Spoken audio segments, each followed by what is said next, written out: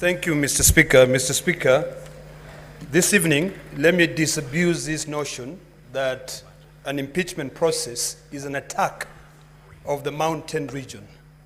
Mr. Speaker, an impeachment process is a vital process of holding public officers, state officers, accountable. Mr. Speaker, I've heard on various occasions from my colleagues, those who oppose this motion, that we are targeting the mountain. I beg to differ, and I do so with the following findings. There is a lot of movement in the chamber, Mr. Speaker. Honorable senators, and Senator Kina's. Let's take our seat, please.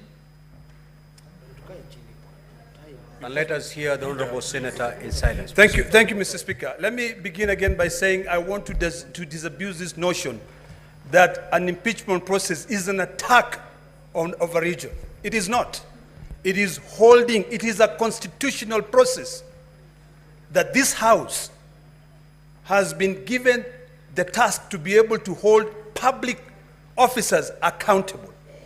Today, we are discussing the impeachment of a deputy president. Tomorrow, we might be discussing the impeachment of a president. We have constantly debated impeachment of governors here.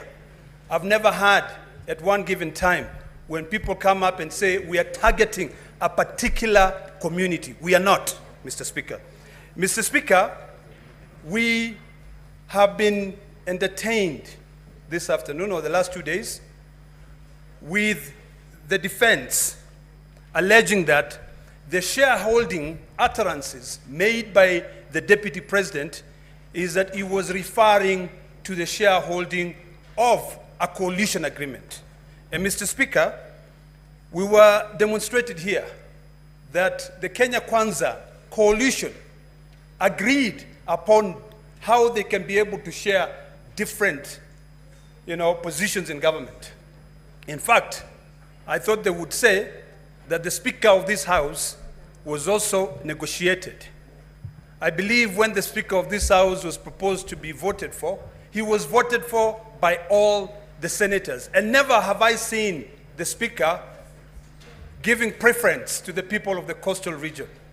So, Mr. Speaker, I find I'm not convinced by the defense that the shareholding being uttered by the deputy president is based on a coalition agreement.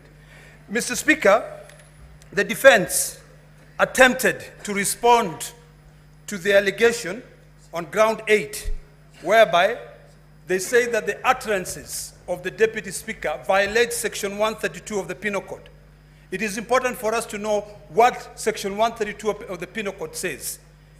It actually makes it illegal to utter, print, or publish words or acts that brings into contempt the lawful authority of a public officer.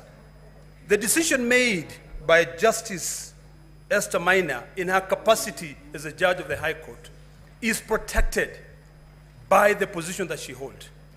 So it is a bit nonsensical for the deputy president to go out in public, instead of following the due process of the law, to be able to go out and appeal the decision of that judge. Until today, Mr. Speaker, the coercion which was used to be able to return the 200 million shillings back to the deputy president, that money must go back to the public. Mr. Speaker, the deputy president has got a forum.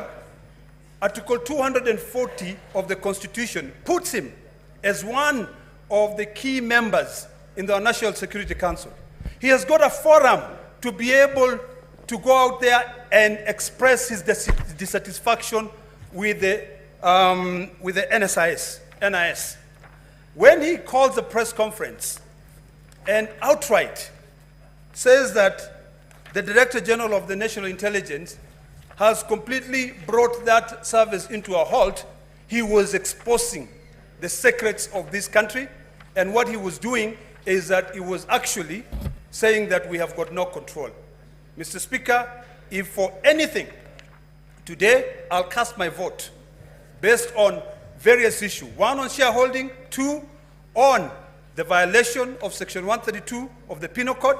Three, On the issues of coercion, I listened to the gentleman from Kemsat this afternoon when he said that he had to sit for hours at ESCC to be able to come out with one billboard.